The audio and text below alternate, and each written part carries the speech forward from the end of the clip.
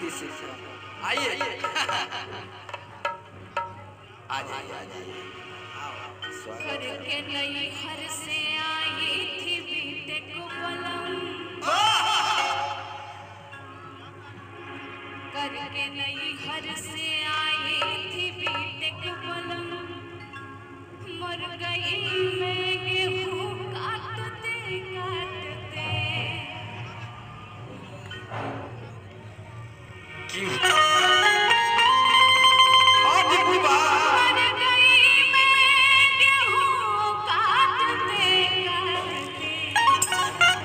पप्पा से कहले तो कोने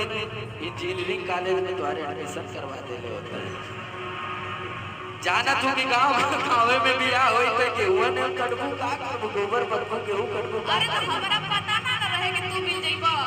हम तो सोचे कि डीएम में अरे आप लोग अरे ताई यूपी वाला लोग कोई मिलल हो हमके सोचे कि तोरा से बियाह हो जाई अरे हम थ्रेसर ट्रैक्टर ओक्टर लेके चलावे वाला आदमी से बियाह होई त का होई भैया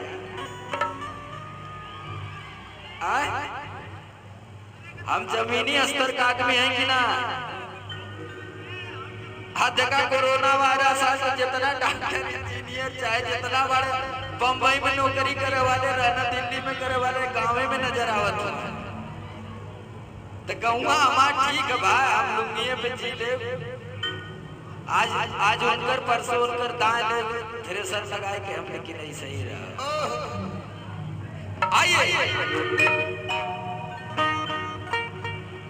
करके नई हर से श्याम यादव चाचा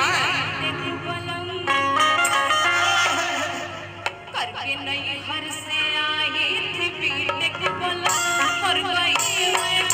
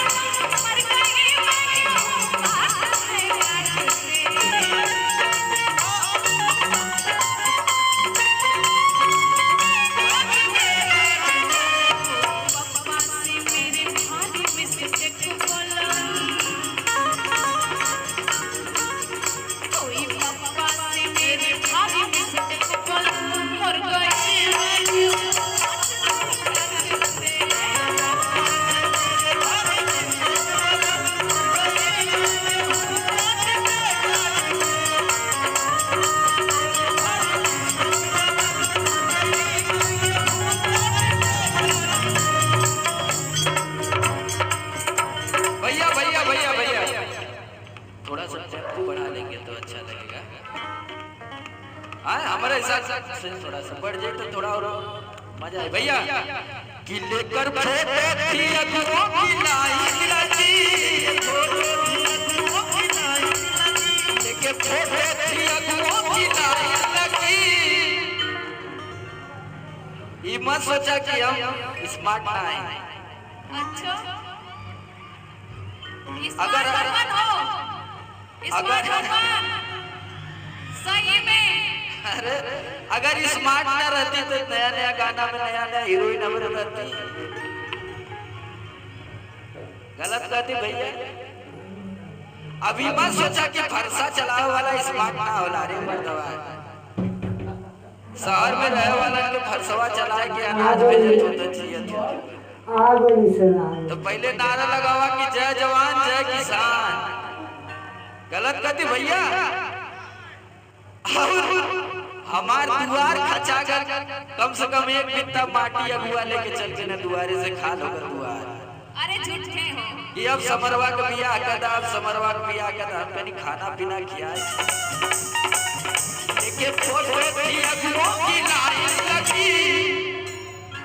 कि तू ही आई पसंद छाट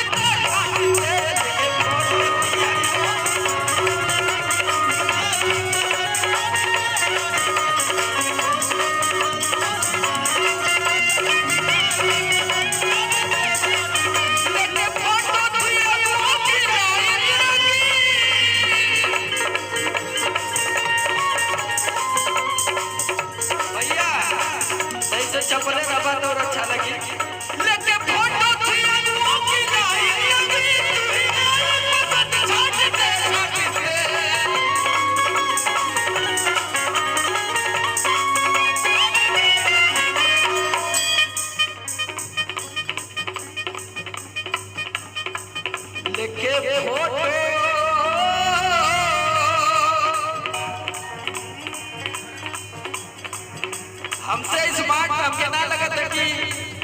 लगत हुई का भैया बतावा हाँ आओ तो काम से स्मार्ट हो हाथ उठाओ हाँ करिया गमछा वाला जियो से लेके फोटो थी अगुओं की लाइन लगी अगर आप स्मार्ट ना होती तो रड़ुआ समझ कर अध्यक्ष ना होती भाई अब सोच लाई स्मार्ट रहो तो तरह समाज के अध्यक्ष हो तो कि बियाह हो जाए आइल बड़ा लोग बतियावे अच्छा तोरे ही ना समझ में आवत है कि लिया हाय हाय क्या बात लव यू लेके फोटो थी